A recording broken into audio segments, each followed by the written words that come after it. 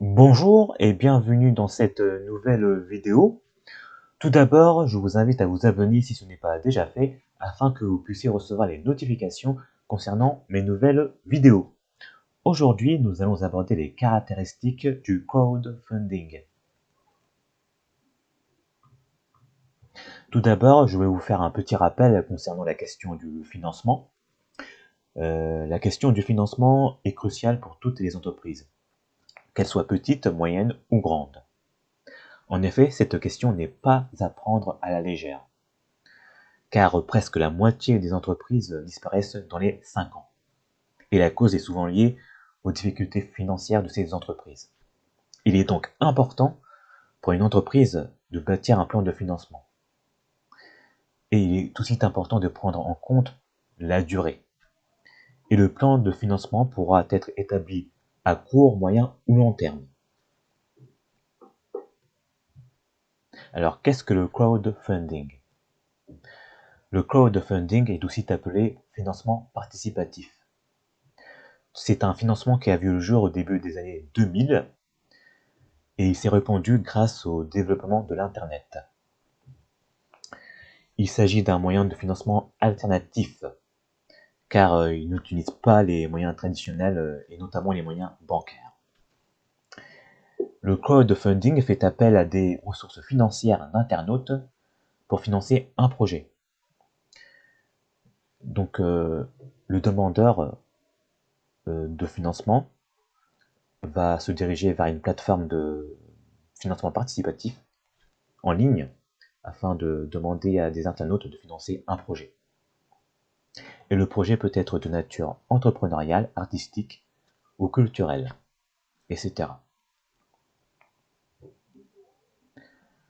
Le crowdfunding est destiné aux entreprises, aux associations, aux collectivités, aux particuliers et aux artistes.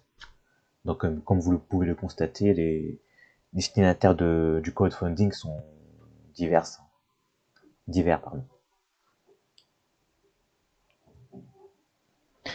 Et nous distinguons principalement 4 types de crowdfunding. Nous avons le crowdfunding sous forme de dons sans contrepartie. Donc le demandeur ne percevra pas, le bénéficiaire pardon, ne devra pas en contrepartie des biens ou des services au donateur. Nous avons ensuite le crowdfunding sous forme de dons avec contrepartie. Cette fois-ci, le bénéficiaire du crowdfunding devra fournir des biens ou des services au donateur. Nous avons le crowdfunding sous forme de financement par prêt. Le bénéficiaire de ce type de financement sera soumis à un prêt avec un taux d'intérêt. Et enfin, nous avons le crowdfunding sous forme d'investissement au capital. Donc, il s'agit des personnes qui vont investir dans l'entreprise bénéficiaire justement du crowdfunding. Et en contrepartie, les investisseurs obtiendront des parts de l'entreprise. Ils deviendront propriétaires en quelque sorte. Alors, quels sont les avantages du crowdfunding? L'un des avantages majeurs du crowdfunding est qu'il n'exige pas de caution, contrairement à un emprunt bancaire. Et il y a aussi moins de démarches administratives à effectuer pour obtenir un crowdfunding. Et le crowdfunding se fait en ligne et le déblocage des fonds est assez rapide.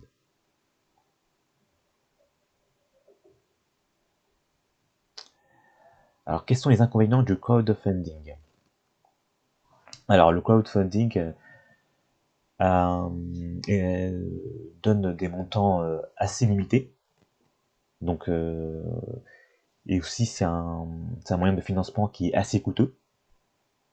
Et aussi, il peut manquer de fiabilité, car on n'est pas sûr que le bénéficiaire rassemblera des donateurs qui seront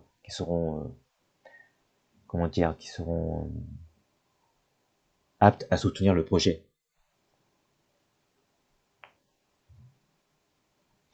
En conclusion, le crowdfunding permet de lever des fonds auprès d'un large public grâce à l'Internet et aux plateformes de financement participatif.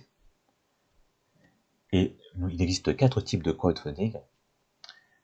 Et le crowdfunding permet de financer des divers projets. Et aussi, il est très important de bien choisir son type de crowdfunding en fonction du projet à financer. Par exemple, le crowdfunding sous forme de dons est adapté pour les projets humanitaires. C'est la fin de cette vidéo. Si vous avez des questions, n'hésitez pas à nous les poser dans les commentaires. Et si vous avez apprécié cette vidéo, n'hésitez pas à commenter, à liker ou à partager. Je vous dis à très bientôt.